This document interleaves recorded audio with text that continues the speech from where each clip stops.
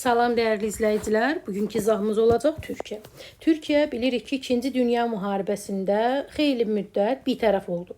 Amma 1945-ci il, 45-ci ilin fevralında Türkiyə qərarını dəyişir və Almaniya, Yaponiya kimi dövlətlərə müharibə elan edir. Nə vaxt? 1945-in fevralında. Bəs buna səbəb nə idi? Səbəb BMT-yə üzv qəbul olunmaq istəyirdi. Ona görə də, yəni 1945-ci ilin fevralında Almaniya və Yaponiyaya müharibə elan elədi. Bu dövrdə SSR-nin təbii ki, Türkiyəyə qarşı ərazi iddiaları var idi. Hansı ki, bu ərazi iddiaları da 1945-in hardasa mart ayından etibarən ərazi iddiaları irəli sürür. Və Türkiyə də məcbur olacaq Amerika ilə yaxınlaşır və Amerika da Türkiyəyə Truman doktrinası vasitəsilə hərbi kömək eləyir və Marshall planına əsasən, yəni iqtisadi cəhətdən yardımlar edir. Deməli, bu hissəyə qədər yəqin ki, aydın oldu. 45-in fevralında müharibə elan elədi Yaponiyaya və Almaniyaya. Müharibədən sonra nə deyə bilər? Ümumiyyətlə, bu dövrdə hakimiyyətdə İsmət İnönüdür. İsmət İnönü hansı ki 1938-ci ildə hakimiyyətə gəlir. Türkiyənin ikinci prezidentidir. Birinci Mustafa Kemal'dır. İkinci prezidentidir. 38-dən ta ki 1950-ci ilə qədər Türkiyədə hakimiyyətdə oldu. Onun dövrünə nə deyə bilər? Onun dövründə, yəni nə deyə bilər başqa? 45-ci ildə, daxili siyasətdən danışırıq. 45-ci ildə torpaq islahatı haqqında qanun qəbul etdi 1945-ci ildə. Sual: bəs Azərbaycanda torpaq islahatı haqqında qanun nə vaxt qəbul olunur? 1996-cı ildə. Deməli, nə oldu? 45-ci ildə torpaq islahatı haqqında qanun qəbul olundu. Bəs bu qanunun mahiyyəti nədən ibarətdir? Torpaqsız kəndlilərə torpaq verilirdi. Deməli, nə oldu? 45-ci ildə oldu. Torpaqsız kəndlilərə torpaq verilməlidir. Bəs sual verə bilərsiniz ki, bu torpaqlar hansı torpaqlardan verilir? Mülkədarların əlində olan torpaqlar, hansı ki, böyük torpaq sahibləri var idi. Onların mülklərinin bir hissəsi, hamısı yox, bir hissəsi ödənilməklə, yəni həmin o mülkədarları ödənilməklə həmin o torpaqlar dövlətin mülkiyyətinə keçirdi və dövlət də bu torpaqları, yəni kəndlərə paylamalıydı. Bu bildik. Bu həyata keçirmi? Tam yox. Niyə? Çünki narazılıqla qarşılanır. Bəs narazılığı kimlər edirdi? Millət vəkilləri, hansı ki, iri torpaq sahibləri, bunların narazılığına görə bu qanun biraz yumşaldıldı. Yəni kəndlərə düzü torpaq verildi, amma dövlət torpaqlarının bir hissəsi olaraq verildi. Bunu bildim. İsmət İnönü dedik 1938-də hakimiyyətə gəlir və onun dövründə, yəni Türkiyənin bitərəfliyini qorumaq istəyirdi, belə deyək, müharibə dövründə, amma 45-dən artıq müharibə elan edəcək. Bunu bildik. Sonra nə deyə bilərik bu dövrdə? Bu dövrdə deyə bilərik ki, İsmət İnönünün dövründə demokratik sahədə də müəyyən irəliləyişlər olur. Yəni çox partiyalı sistemə keçilir və nə deyə bilərik burada? Məsələn, Demokrat Partiyası yaranır. Demokrat Partiyasıdır. Bu da təbii ki, o dövr üçün bir yenilik idi. Uğur idi. Demokratik sahədə Demokrat Partiyası yarandı və Demokrat Partiyasını yaradanlar Cümhuriyyət Partiyasının, Xalq Partiyasının, yəni bir qrup üzv tərəfindən yaranmışdı. Həmin bu Demokrat Partiyası iqtisadi sahədə milliləşdirmə əleyhinə çıxırdı. Bax, bunu da yadımızda saxlayaq. Və nəhayət ki, 1950-ci il seçkilərində Türkiyə tarixində Demokrat Partiyası qalib gəldi 1950-ci ildən və ta ki 1960-a qədər Cəlal Bayar və Adnan Menderes, yəni bu iki şəxs Türkiyəni idarə etdi. Prezident Cəlal Bayardır, Adnan Menderes isə baş nazir elan olundu. 1950-ci il keçirilən seçkilərdə. Bu hissəni bildik. İndi bu cütlüyün, yəni Cəlal Bayar və Adnan Menderes hökumətinin həyata keçirdiyi daxili siyasətdən danışaq. Daxili siyasətdən deyə bilərik ki, qapallığa, yəni qarşı idilər. Proteksionizm siyasətinə imtina eləmişlər, yəni qarşı idilər. Sonra nə deyə bilərik? Xarici kapital bunların dövründə təşviq olunur. Yəni, bu kimi yeniliklər deyə bilərik bunların dövründə. Xarici siyasətdən nə deyə bilərik? Xarici siyasətdən əsasən Amerikaya meyilli siyasət həyata keçirilirdi və Koreya müharibəsində, yəni 1850-53-cü illəri əhatə eləyir Koreya müharibəsi.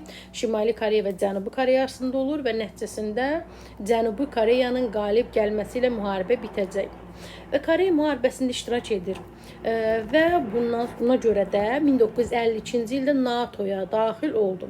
Bayaq dedik ki, BMT-yə daxil olmaq üçün məcbur olur, Almaniya və Yaponiya müharibə elan edir. Yəni bir tərəfliyin pozur. Və NATO-ya da qoşulacaq 1952-ci ildə və Türkiyənin ərazisində Amerikanın hərbi bazaları yerləşəcək daha doğrusu.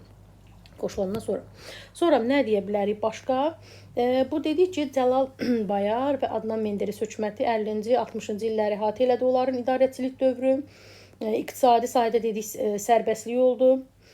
Sonra qapalılıq aradan qaldırıldı, proteksionizm siyasəti aradan qaldırıldı. Amma buna baxmayaraq bir sıra narazılıqlar da var idi bu dövrdə. Sonra və nəticəsində də 1960-cı ildə Türkiyə tarixində yəni çevriliş baş verdi. Ordu hakimiyyəti ələ aldı 1960-cı ildə. Onu bildik. Və 1960-cı il, testdə sual düşə bilər ki, Türkiyədə hərbi çevrilişlərin başlanğıcı hesab olunur. Məhz elə 1960-cı il. Sonra başqa nə deyə bilər? Və 61-ci ildə Türkiyənin yeni konstitusiyası qəbul olunacaq. Birinci konstitusiyası 1924-cü ildədir, anayasadır. İkinci konstitusiyası isə 1961-ci ildə qəbul olundu. Bunu bildik. Bəs ikinci konstitusiya, yəni 1961-ci il konstitusiyasına nə deyə bilərik? Konstitusiyasına deyə bilərik ki, Konstitusiya məhkəməsi yaradıldı. Təbii ki, hökumətə nəzarəti artırmaq üçün Konstitusiya məhkəməsi yarandı. Sual, bəs Azərbaycanda Konstitusiya məhkəməsi nə vaxt yaranır? 1998-ci ildə yarandı. Bunu bildik. Sonra hakimiyyət bölgüsü prinsipi gücləndi. Sonra ilk dəfə olaraq, yəni qanunverici, icraedici hakimiyyət qolları onsuz da var idi. Onlarla bərabər üçüncü hakimiyyət, yəni məhkəmə hakimiyyəti də tanınır. Sonra nə deyə bilərik? İcraedici hakimiyyətin səlahiyyətləri məhdudlaşdırılır, ona nəzarət gücləndirilir, mətbuat azadlığı genişlənir. Yəni bu kimi maddələr qəbul olundu 1961-ci il konstitusiyasında. Sonra nə deyə bilərik?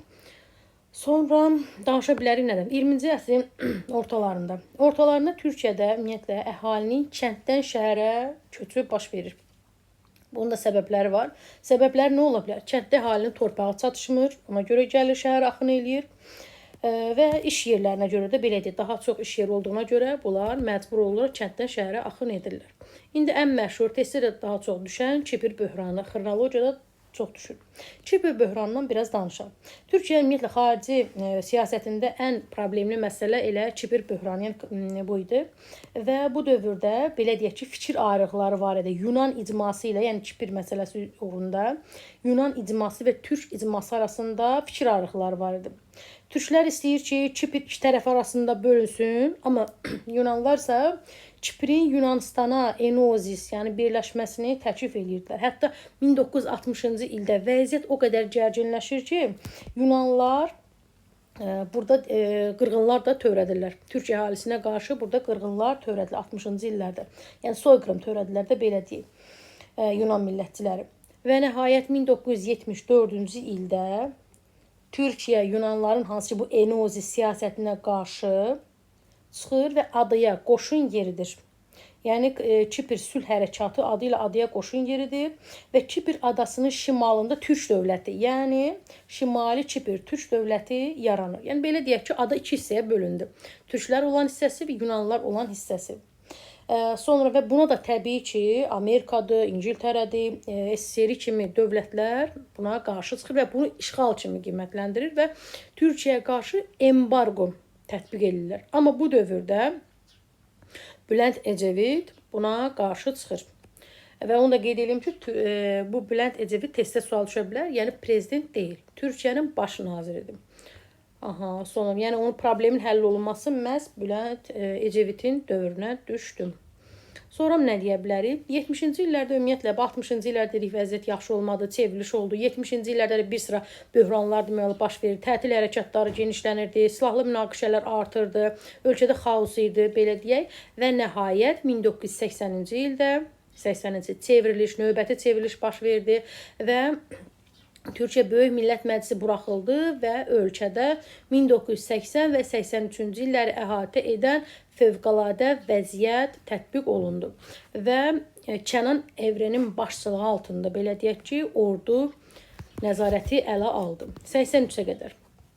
Və 83-cü ildə isə Türkiyədə yəni fövqəladə vəziyyət ləğv olunur və seçkilərin keçirilməyinə icazə verilir. Və həmin ildə də, yəni 1983-cü ildə keçirilən seçkilərdə də Turgut Özalın partiyası qalib gəldi. Yəni bu şəkildəki tonton kişi. Turgut Özal dedik 1983-cü ildə baş nazir oldu. Diqqətli olun, prezident yox, baş nazir oldu və liberal sahədə islahatlar keçirildi və Türkiyə tarixində iqtisadi möcüzələrin atası adlandı. Onun dövründə vəziyyət yaxşılaşdı. Sonra yəni azad bazar yenidən inkişaf elədi. Xarici ticarət genişləndi. Yəni və s. də belə deyək ki, vəziyyət yaxşı oldu, əsasən iqtisadi sahədə. Sonra nə deyə bilərik? Bu dövrdə 70-80-ci illərdə Türkiyənin əsas problemi nə idi? ASALA, yəni terror təşkilatına qarşı mübarizə aparırdı bu dövrdə.